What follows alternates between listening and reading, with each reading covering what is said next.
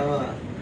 அதே மாதிரி அமெரிக்காவில் உங்களை சந்திச்சது வந்து ரொம்ப சர்ப்ரைஸான ஒரு விஷயம். யாருக்குமே கிடைக்காத, கோடி பேருக்கு கிடைக்காத ஒரு வாய்ப்பு. அமெரிக்காவில் உங்களோட நான் ஒரு இடத்துல வரவேற்பு நடத்துறீங்க. ஆமா ஆமா. இப்பதான் 2 வீட்லயும் வைக்காக்கி வர்ற சண்டே நாங்க வந்து இதை ஒரு வரவேற்பு நிகழ்ச்சியா இல்லாம ஒரு இசை நிகழ்ச்சியா பிளான் பண்ணிருக்கோம். இது வரைக்கும் நான் பண்ண பாடல்கள் கும்பகோணம்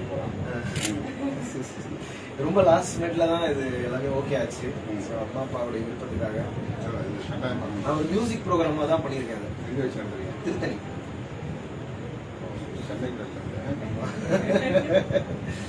ஆனா நைட்டு 12 மணி வரைக்கும் போகும். ஏன்னா நான் வந்து அப்படியே April 14 வருது நெக்ஸ்ட்.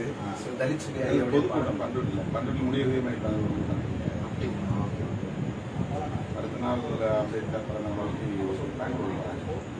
ஒரு சிலை காலையில் நிகழ்ச்சி கலந்து ரசியம் ராஜாவையும் கலகிறாரு. அதை முடிச்சுட்டு 3 மணி ஃபிளைட் முடிச்சு சிலையை ஒரு நாள் வந்து வீட்டில் பார்த்து. சரி சரி. சென்னையில் தான் தங்குறீங்க? நான் சென்னையில் தான் இருக்கோம். இவங்க வந்து இயக்குனர் திரைப்படம் கல்பனா அம்பேத்கர். உங்களை வந்து எப்பவுமே சர்ப்ரைஸாவே நான் சந்திக்கிறேன். எல்லா முறையும் பெஸ்ட் மெமரிஸ், பெஸ்ட். நீங்க வந்து அம்பேத்கர் நீங்களா வச்சுருக்கீங்க? அவங்க ஊர்லயே தான் ஃபர்ஸ்ட் பட்டதாரி. எந்த ஊரு?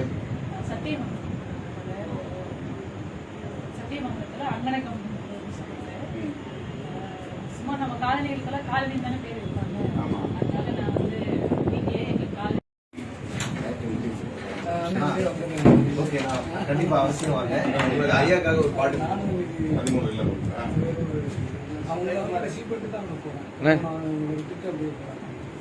அவங்க பாடுறாங்க. அறிவே பெயர்தான் அம்பேத்கரா, அறமே உன் குணம் தான் பீமாரவா. அறிவே உன் பெயர்தான் அம்பேத்கரா, அறமே உன் குணம் தான் பீமாரவா. அண்ணலே உன் லட்சியம் விடுதலையா, அண்ணலே உன் லட்சியம் விடுதலையா. உயிரே எம் உணர்வே எங்கள் முகவரி நீர்தானையா. அறிவே உன் பெயர்தான் அம்பேத்கரா, அறமே உன் குணம்தான் பீமாரவா.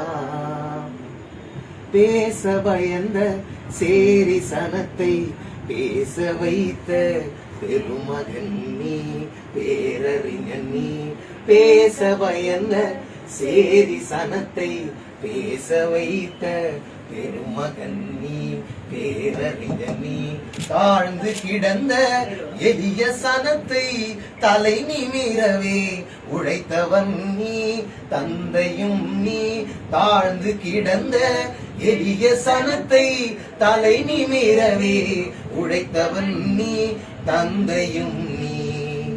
அறிவே உன் பெயர்தான் அம்பேத்கரா, அறமே உன் குணம்தான் பீமாரவா. அண்ணலே உன் லட்சியம் விடுதலையா, அண்ணலே உன் லட்சியம் விடுதலையா. உயிரே எம் உணர்வே எங்கள் முகவரி நீர்தானையா.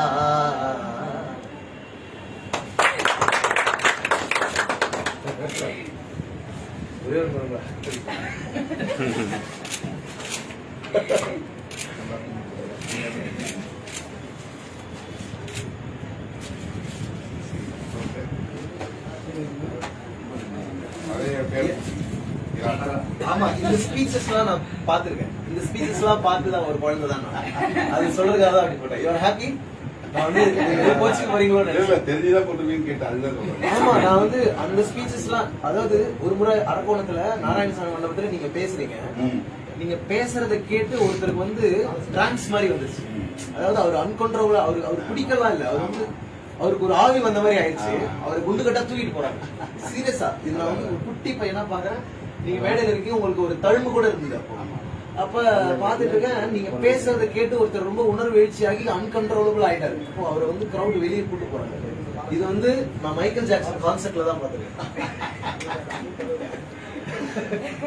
உண்மையிலே நான் வந்து மால்கம் எக்ஸ் பத்தி நான் வந்து ரவிக்குமார் ஐயாவோட புத்தகத்தை படிச்சுட்டு மால்கம் எக்ஸ் பத்தி கொஞ்சம் தெரிஞ்சுக்கிட்டு அவருக்கு ஒரு டாக்குமெண்ட்ரி பார்த்துட்டு அமெரிக்கால வந்து உங்களை சந்திச்ச பிறகு மறுநாள் வந்து நான் மால்கம் எக்ஸோட கல்லறைக்கு போனேன். அங்க உட்காந்து நான் ரொம்ப அழுதேன். ஆக்சுவலி எதுக்கு அழுதுன்னு எனக்கு தெரியல. ஆனா மால்கம் எக்ஸ் மாதிரி ஒரு போல்டான லீடர் நமக்கு வேணும். அந்த போல்டான லீடர் இல்லாதனாலதான் நம்ம நாடு வந்து இப்ப தத்தளிக்குது. அதனாலதான் நம்ம சஃபர் ஆகிறோம். யாருமே நம்மள அடிக்கல, ஆனா நமக்கு ஏன் வலிக்குது? அதுதானே இந்த சாதியத்தினுடைய மிகப்பெரிய சாதி நோய் வந்து உங்களை அடிக்காது, ஆனா உங்களுக்கு பயங்கரமா வலிக்கும். அப்ப அதை பின் பாயிண்ட் பண்ணி பேசுற லீடர்ஸே இங்க இல்ல. ஆக்சுவல் ப்ராப்ளத்தை விட்டுட்டு வேற எதையும் சுத்தி வளைச்சிட்டே இருக்கும். நம்ம அந்த டைரக்டான ஒரு லீடர் இல்லைன்னு ரொம்ப வருத்தப்பட்டேன். மால்கம் எக்ஸ் கல்லறையில உட்காந்து நான் வந்து ரொம்ப அழுதேன். ஆனா அப்படியே 4 years later நான் அந்த புத்தகத்தை திருப்பி போய் படிக்கிறேன். மால்கம் எக்ஸ் புத்தகத்துல ரவிக்குமார் ஐயா வந்து முன்னுரையில குறிப்பிட்டிருக்காரு, நான் வந்து மால்கம் எக்ஸ் உடைய கேரக்டர்ஸை வந்து டாக்டர் திருமாவளவன் கிட்ட பாக்குறேன், அதனால இந்த புத்தகத்தை அவருக்காக நான் டெடிகேட் பண்றேன்னு சொல்லிருக்காரு. அந்த புத்தகத்தை படிச்சேன்னா அந்த முன்னுரையை படிக்கல, கான்ஸ்டிடியூஷனை படிக்கிறேன்னா பிரியம்பல் படிக்கிறேன். அதனால நீங்க பிரியம்பல் வச்சிருக்கீங்க. ஏன்னா பிரியம்பல் ரொம்ப முக்கியம். அதுதான் கான்செப்டே. அதோடைய ஆன்மாவே அது பிரியம்பல். அன்பிலீவபிள். உங்களுக்கு எனக்குமான கனெக்ஷன் வந்து I think it's from nature. ஏன்னா எனக்கு எந்த விதமான டேலண்டோ அதெல்லாம் வச்சுலாம் உங்க பக்கத்துல அவ்வளவு ஈஸியா கேரக்டர் இருந்தாதான் வர முடியும். எனக்கு தெரியும். என்னுடைய கேரக்டர்ல நான் வந்து பாபா சாஹேப் அம்பேத்கருக்கும் இந்த சமூக சமத்துவத்துக்கும் ஈக்குவாலிட்டியை நோக்கி நான் உண்மையா இருக்கும். ஈக்குவாலிட்டி ஒரு தேவதைன்னு நான் நினைக்கிறேன். அந்த தேவதைக்கு அது நம்மளை எப்படி வேணா பிரஸ் பண்ணணும். எல்லா மதம், எல்லா சாதி, எல்லாரும் நம்மளோட கனெக்ட் ஆகும். ஏன்னா நம்மளுடைய லாங்குவேஜ் வந்து லவ். உங்க லாங்குவேஜ் வந்து லவ். ஆக்சுவலி அடங்கா மறுப்பது என்பது லவ் தான். அத்துமீறுவதே லவ் தான். லவ் இருந்தா தான் அத்துமீற முடியும். லவ்வோட அத்துமீறினீங்கன்னா நீங்க வன்முறை செய்ய மாட்டீங்க. அதுல அன்பு மட்டும்தான் இருக்கும். ஸோ நீங்க வந்து அன்பே வடிவான ஒரு தலைவர். கரெக்டா சொல்றேன். தெளிவா இருக்கு. கிளாரிட்டி. சின்ன வயசுல இருந்து உங்க ஸ்பீச் பாத்துருக்கேன். ரொம்ப சின்சியரான உங்களை சின்சியரா நான் வந்து மனசளவுல நேசிக்கிறதுனால என்னமோ தெரியல. என் லைஃப்ல நான் ஃபர்ஸ்ட் அமெரிக்கா போகும்போதும் உங்களோட நான் இருந்தேன். மசால் தோசை சாப்பிட்டேன். கரெக்ட். கிரவுண்ட் ஜீரோல வந்து ஐயாவோட நான் இருந்தேன். அதுக்கப்புறம் வந்து உலகத்தின் உயரமான கட்டடம் அந்த இந்த டவர்ஸ் எம்பரர் ஸ்டேட் வந்து உங்களோட தான். நீங்களும் நானும் 150வது மாடியில நின்று அமெரிக்காவை பார்த்தோம். அதெல்லாம் வந்து தெரியல. அது வந்து இயற்கையா. அதுக்கப்புறம் நீங்க 2 months அங்க இருக்க. 2 months அங்க இருந்து ஃபுல்லா அப்பதான் அந்த மால்கம் எக்ஸ் கல்லறைக்கு போனது. நிறைய இடங்களை நான் போய் பார்த்தேன். உண்மையிலேயே நான் ரீசெண்டா இந்த புக்கு படிச்சேன், முழு விடுதலைக்கான வழியில. லாஸ்டா பாபா சாஹேப் சொல்றாரு, அந்த அல்டிமேட்டான ஒரு ஸ்டேட்மெண்ட். இதுல வந்து ஆகவே ஆனந்தா, கதிரவனை போல உனக்கு நீயே ஒளியூட்டிக்கொள்.